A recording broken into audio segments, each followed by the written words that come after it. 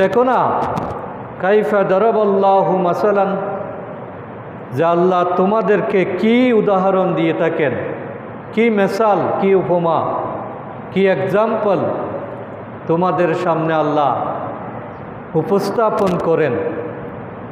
তোমরা কি সেটা দেখো না, খেয়াল করবে না? এখানে প্রশ্ন করা মানে আমরা যাতে মনোযোগ দিই, আল্লাহ কি বলতে চান সেটা অধিকতর মনোযোগ আকর্ষণ করার জন্য আল্লাহ প্রশ্নবোধক বাক্য দিয়ে গুরুত্বপূর্ণ কথা শুরু করেন। এখানে আল্লাহ বলছেন যে আলম তরা কাইফা দারাবাল্লাহু মাসালান কালিমাতান তাইয়্যিবাতান কাশাজারাতিন তাইয়্যিবা, যে তুমি কি লক্ষ্য করো না যে আমি কি উদাহরণ তোমাদেরকে দিচ্ছি? সেটা হলো কালিমাতান তাইয়্যিবা,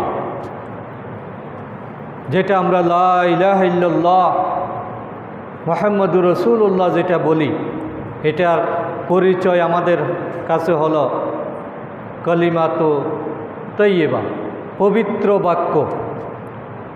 আল্লাহ তাআলা বলছেন যে আমি তোমাদেরকে যে কালিমাতু তাইয়্যিবা দিয়েছি, যে পবিত্র স্লোগান, পবিত্র বাক্য, যে শব্দগুলো আমি তোমাদেরকে দিয়েছি, এটার উদাহরণ হলো কাশাজারাতিন তাইয়্যিবা, এটা যাতে একটা উৎকৃষ্ট গাছের ন্যায়, একটা মজবুত গাছ, মজবুত বৃক্ষ, যে গাছের পরিচয় হলো আসলুহা সাবিতুন ওয়া ফারউহা ফিস সামা, যেটা হলো মূল শিকড় অনেক গভীরে, আর যার শাখা প্রশাখা আকাশ পর্যন্ত বিস্তৃত।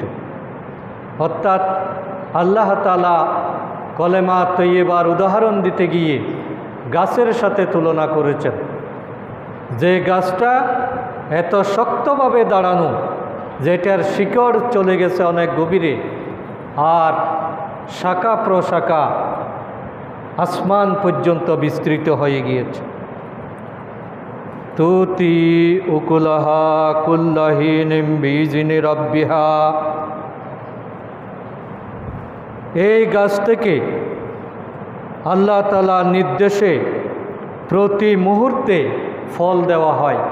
এটা এমন একটা গাছ, এটা এমন একটা বৃক্ষ যেখান থেকে সুফল পাওয়া যায়, এবং আল্লাহ তাআলাই প্রতি মুহূর্তে সেখান থেকে রেজাল্ট আসে, সেখান থেকে সওয়াব নাজিল হয়। তোমার আমল নামায় আল্লাহ তাআলা পুরস্কার